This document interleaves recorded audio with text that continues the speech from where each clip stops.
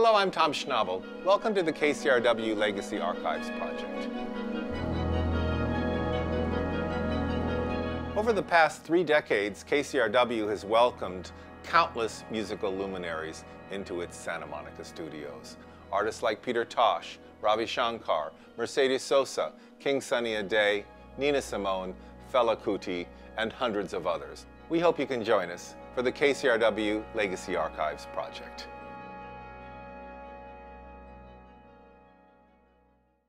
Over the years, we have encountered hundreds and hundreds of artists at KCRW. These DAT archives, DAT means digital audio tape, mostly from the 1980s, have never been heard since originally broadcast over 20 years ago. There are people like the late Ali Akbar Khan, the great sarod master from India, Javan, the Brazilian superstar, Cesaria Evra from Cape Verde, and here is the late Ibrahim Ferrer of the Buena Vista Social Club. These are just part of the whole. There are hundreds and hundreds more, but this gives you an idea of what we're attempting to preserve and share with you.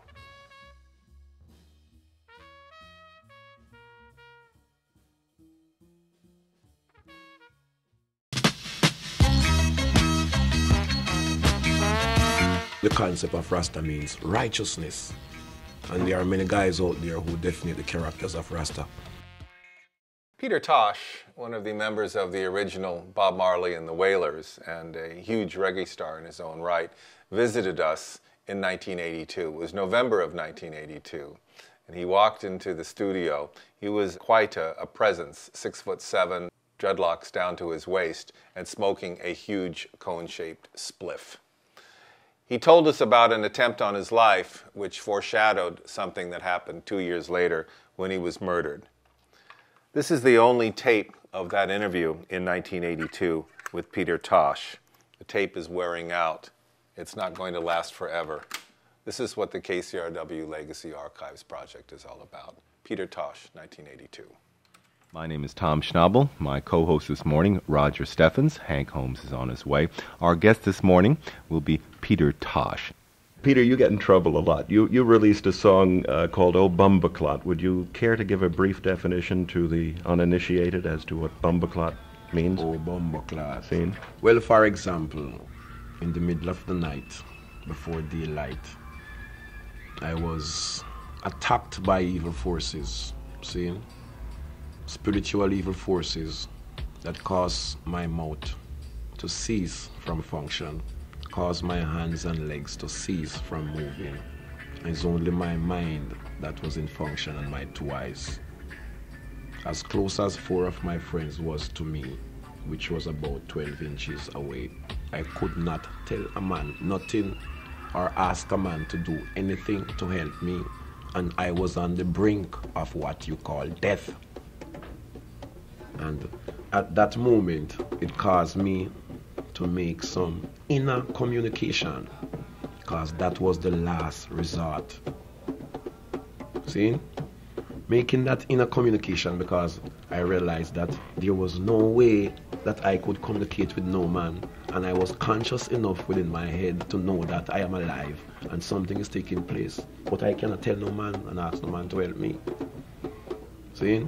So I made some inner communication, and that inner communication caused me to get more confidence that there is a creator that dwells within man. See?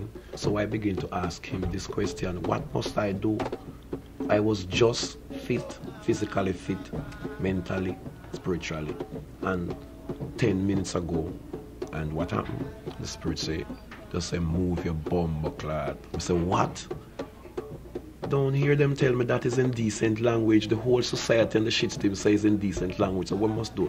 He said, don't hesitate. You're on the countdown from 3. See?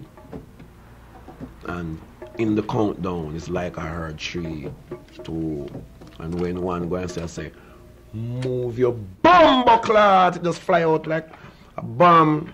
Immediately, every spell was released. And I got up. And I stand up and I lean and say, Bumba blood clot. That's why these guys said this thing is indecent language, so that they can release their vampires on you. And if you don't have that spiritual communication and counteraction, you go to heaven with your big toes tied. See? Peter, this is the version side. Do you think we could get you to toast a little over it and tell people live about Bumbleclot? Why, that could be detrimental. Because in these societies, these words so powerful for, I told you that it relieved me of what happened. Yes. See? And what happened was deadly. It was a countdown to death.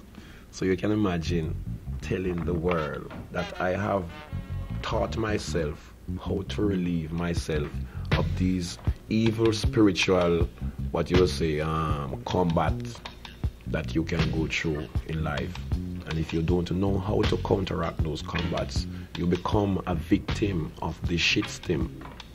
See. Does that mean you're not going to perform this song live anymore? Yes, man. Yes, you will, or yes, you won't? Every time. Every time. What should make me not perform it? I'm not ashamed of the song I sing. It's a divine inspiration. I'm living in a world of ignorance where everything that is righteous is condemned. See? And everything that is wrongous is elevated. See? So because I know that everything that is legal is illegal. And everything that is wrong is right. And that's the shit stem. Peter Tosh from 1982, one of the many gems that we have to share with you in the KCRW Legacy Archive Project. Up next, we have the late Nigerian superstar Fela Anikulapo Kuti.